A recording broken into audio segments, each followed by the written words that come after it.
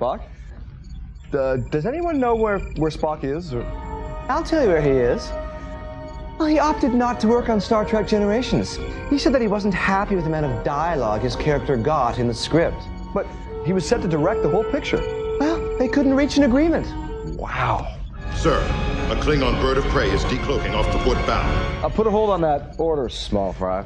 Original Trekkers Sulu and Uhura stayed away for the same reasons.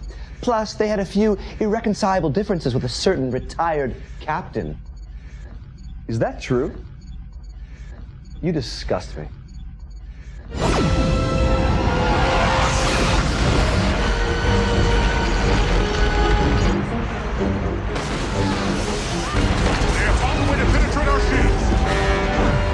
Damage report, Ensign. There's some buckling on the starboard nacelle. Yeah, you know, I think I'm gonna bail. You're an officer on board this ship, and I require you to perform your duty. Listen, I do. I love what you guys are doing here, okay? I mean, it's fun stuff. I really do. But this whole thing just isn't me. That is an order, Commander. Orders are for lunch waiters, Captain. Which reminds me, I'm starving. You're leaving? I'm afraid so.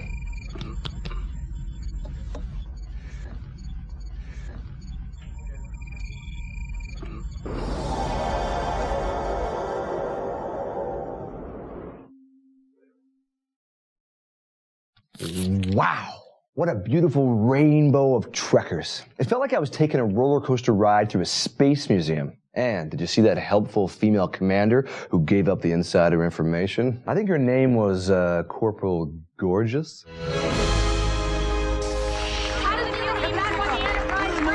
I've wanted to stand on that bridge since I was a little Trekhead, watching reruns of the original series with my sister, Commander Robin.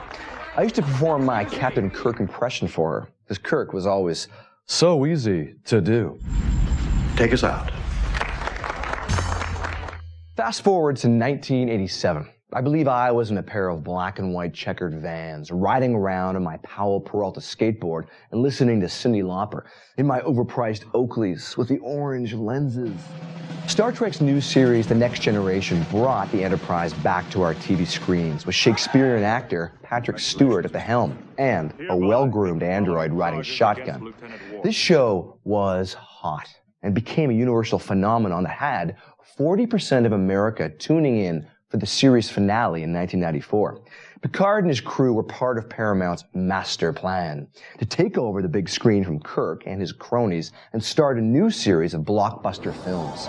Star Trek Generations was born. Oh, you are going to talk about the film then? I'm sorry? No, it's just you've been talking so much about stuff I already know. I was just wondering if you were going to maybe talk about, well, Generations. But you are, so carry on. Continue. Yeah, I'm confused. What?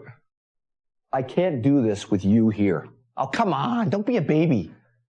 Roddenberry's ideals for the Star Trek series were aplenty. Boring!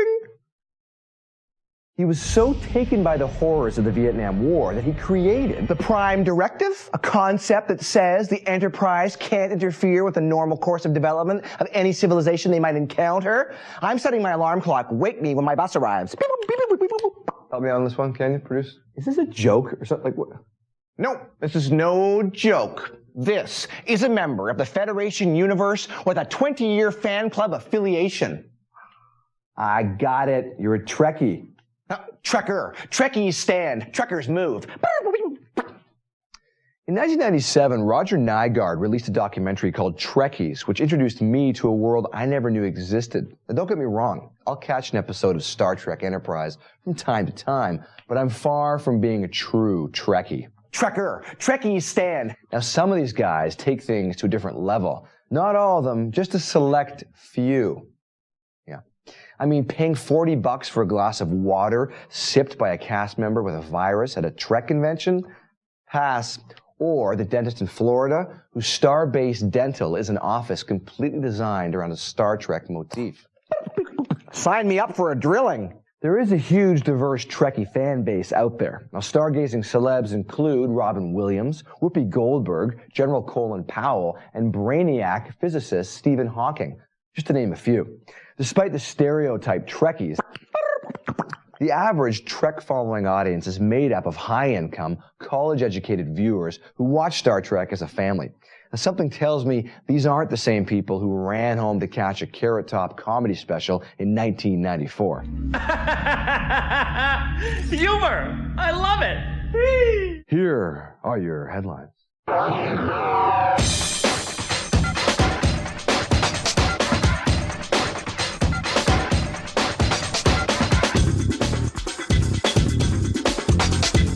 All right, let's read some news. Carrot Top wins at the American Comedy Awards.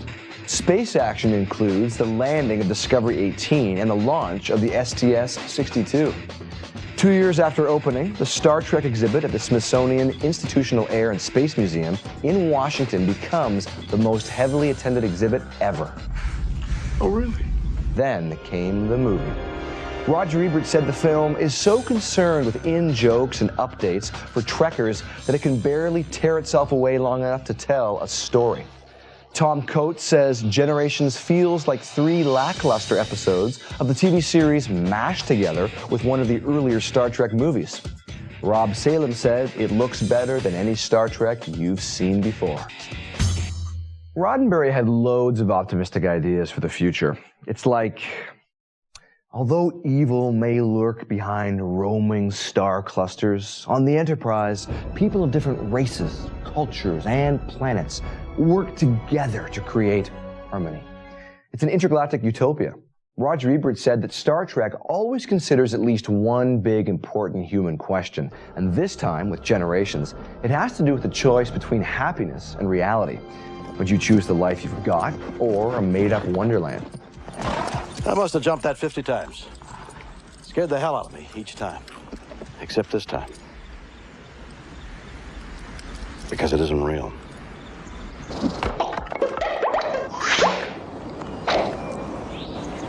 James T. Kirk.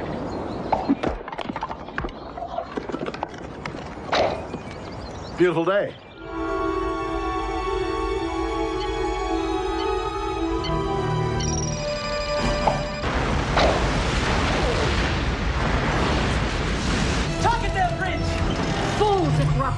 We are cloaking! What?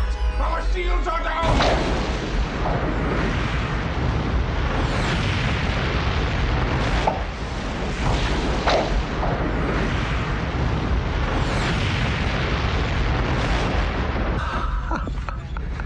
Excuse me, gentlemen, if you'll take your seats. Yes, of course. Prepare to leave space dock.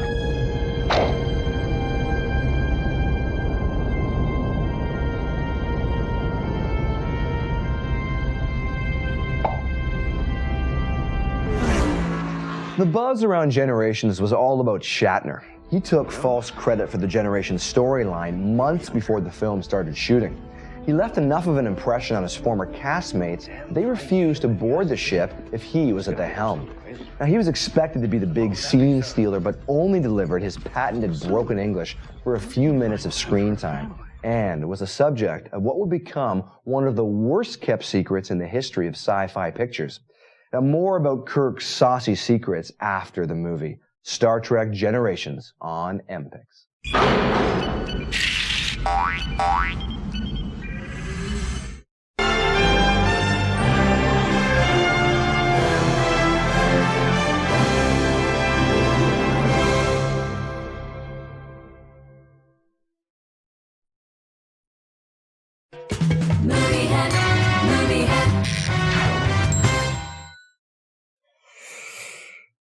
Okay. You gotta give me a second. I'm still processing what I've just seen. I mean, could any more have gone on in that movie?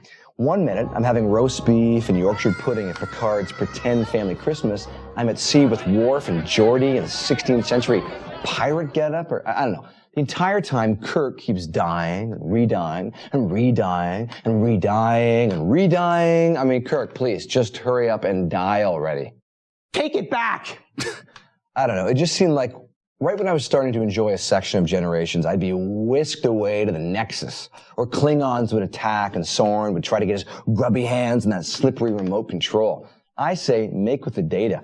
Brent Spiner worked his emotional magic in that movie and made sure I laughed throughout. The plot holes were good for some laughs as well. No kidding. For a franchise that caters to a knowledgeable, meticulous audience, there sure were a lot of shoddy mistakes that even I was able to pick out. I mean, it's a real conundrum. Star Trek usually maintains a flawless internal logic, but I mean, hello? A chemically powered rocket launch would take longer than 11 seconds to reach a neighboring planet. Oh, you mean the same rocket that blew up a planet in one scene, but had Picard walk away unharmed after it exploded 10 feet away from him in the next? One and the same. Oh, man. I mean, that's just...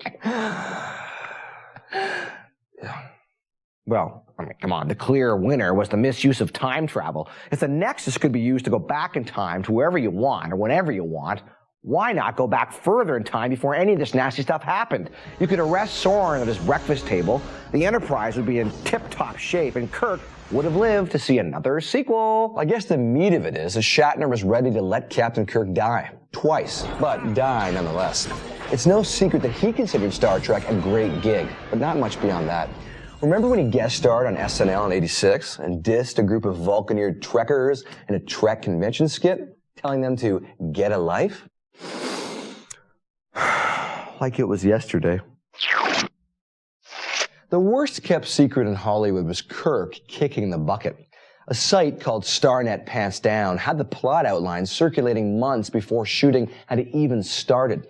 Well, it's amazing when you compare the Generations leak to the mega secret under lock and key extremity of, say, the fifth Harry Potter book. Author J.K. Rowling would have had your throat if you even ventured a guess about the color of Harry's new Hogwarts school scarf.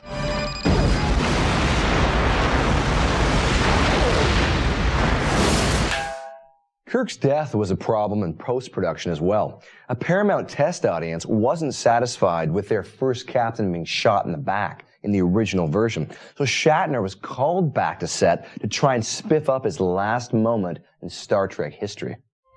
Shatner took his death scene very seriously and asked himself how the great Captain Kirk would react during his final breath. Well, it's safe to say that's where the Razzie Award nomination for Worst Supporting Actor came in. Shatner's final words that he ad-libbed were, "Oh, my." Oh, my? For a scene that audiences had been waiting for decades? Oh, my. Well, that's what we get? Why not just say, "Kirky, go snooze now," or "Catch me on Tech War on Thursday nights"? Oh my. Well, that's that, I guess. Kirk's gone. All the old castmates have handed in their phasers, and the new crew has to go it alone. Alone in a giant, cold, cold universe. Completely alone. I can't...